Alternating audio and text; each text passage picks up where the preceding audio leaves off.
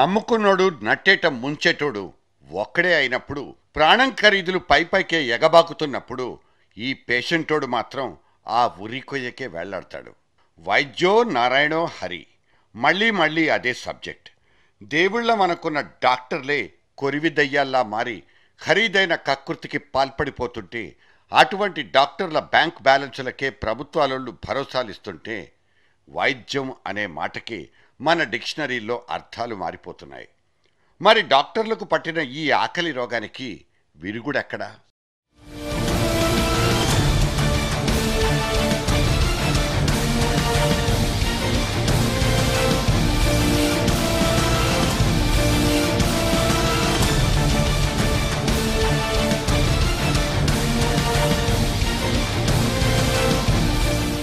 ఆసుపత్రుల అత్యాశ అనేది అమెరికా లాంటి మిగతా దేశాల్లో ఒక తీవ్రమైన నేరం.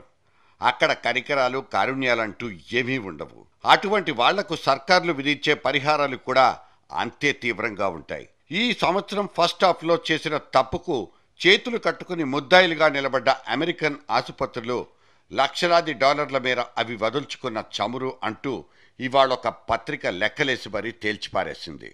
బయటి డాక్టర్లతో కుమ్మక్కవడం, అవసరం లేకపోయినా పేషెంట్లకు వైద్య పరీక్షలు చేయించడం, ఇటువంటి 2 నేరాలకు పాల్పడినందుకు కెంటకీ హాస్పిటల్ ఏకంగా $16.5 మిలియన్ అంటే దాదాపు 95 కోట్ల రూపాయలు ప్రభుత్వానికి అపరాధ రుసుముగా చెల్లించుకుంది.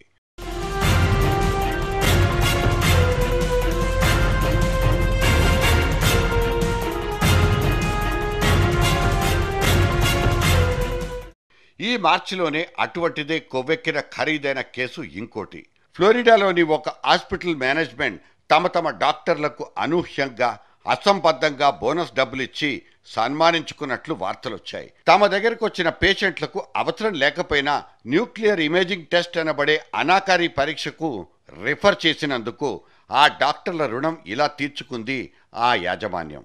చివరికి సిగ్గుమాలిన వ్యవహారాన్ని బయటపెట్టి రుజువుపరిచిన అమెరికన్ సర్కార్ వీళ్ల నుంచి $85 మిలియన్ అంటే దాదాపు 450 కోట్ల రూపాయల్ని ముక్కుపిండి మరీ వసూలు చేసుకుంది.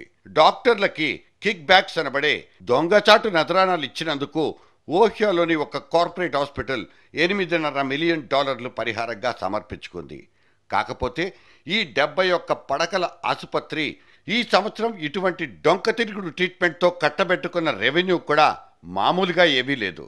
గవర్నమెంట్ లెక్కల ప్రకారమే అది $72 మిలియన్ల అంటే అక్షరాల 400 కోట్ల రూపాయలు.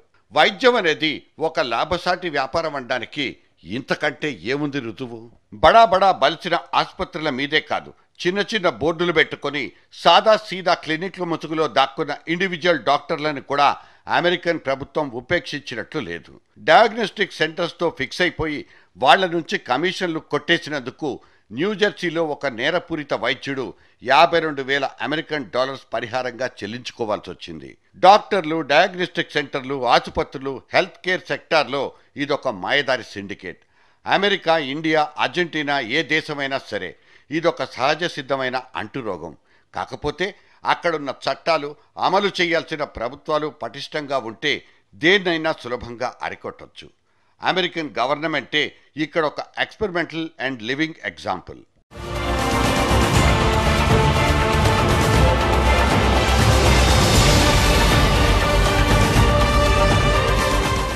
Health care fraud prevention and enforcement action team heat వైద్యం ముసుగు తన్ని గద్దల్లా పీక్కుంటూ చీకట్లో పాలు తాగే నల్లపిల్లుల్ని పసిగట్టి వాళ్ల కింద మంట పెట్టడం అనే ఒక నికార్సైన రాజ్యాంగ వ్యవస్థ. ఇవాళ దీనికి కోరలు తొడిగి నేరుగా ఆసుపత్రుల అరాచకాల మీదకే ఎక్కుపెట్టింది అమెరికన్ గవర్నమెంట్. దాని నుంచి రాలిపడుతున్న ఫలితాలే ఇవన్నీ. శిశులైన ప్రజారోగ్యం కోసమంటూ ఒబామా సర్కార్ ప్రవేశపెట్టుకున్న మెడికేర్, మెడికేడ్ లాంటి రీఎంబర్స్మెంట్ ప్రోగ్రామ్స్ కంతలు పడకుండా, కార్పొరేటోళ్ల కక్కుర్తికి దొరకకుండా అమలవ్వాలంటే ఇటువంటి కఠినాతి కఠినమైన చర్యలు అక్కడ తప్పనిసరి.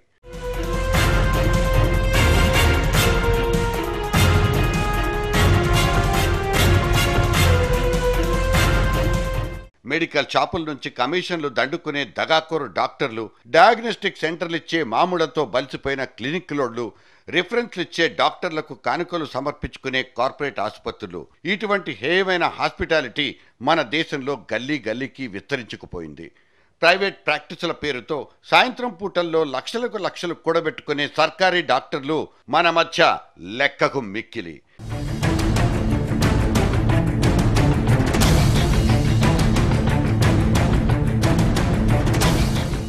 తొంభై శాతం మంది ప్రైవేట్ డాక్టర్లే ఉన్న మన వైద్య వ్యవస్థలో తమకు పైసల్ని పండించే పక్కా ప్రైవేట్ మందులు మాత్రమే ప్రిస్క్రిప్షన్లో రాసివ్వడం అలవాటుగా మారిపోయింది.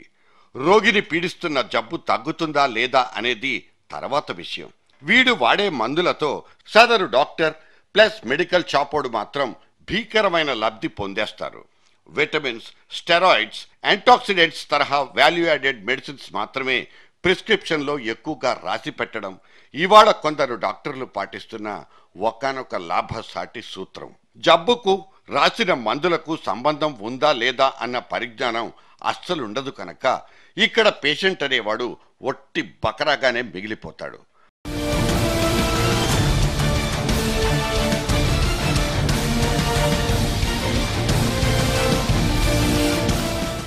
అవసరం ఉన్నా లేకపోయినా తమ పని సులువైపోతుందన్న సౌకర్యం కోసం ల్యాబ్ రిపోర్ట్స్ మీద, స్కానింగ్ రిజల్ట్స్ మీద తెగ ఆధారపడిపోవడం ఇవాల్టి డాక్టర్కున్న ఒక మహా చెడ్డ అలవాటు. హిస్టరెక్టమీ అనబడే గర్భసంచి తొలగించే పనికి నాడీ వ్యవస్థ బ్లాక్ అయిపోయినప్పుడు జరిగే యాంజియోప్లాస్టీ, సిజేరియన్ ఆపరేషన్ లాంటి సందర్భాల్లో అయితే డాక్టర్లు పాల్పడే ఓవర్ యాక్షన్లకు అంతమనేదే ఉండదు. ఇలా సుఖానికి అంతులేని లాభానికి అలవాటు పడ్డ కొందరు డాక్టర్లు డయాగ్నోసిస్ సెంటర్లను, ఫార్మా కంపెనీల్ని అడ్డుగా పెట్టేసుకుని సగటు రోగస్తుడి మీద ఆర్థికపరమైన దాడికి పాల్పడిపోతున్నారా?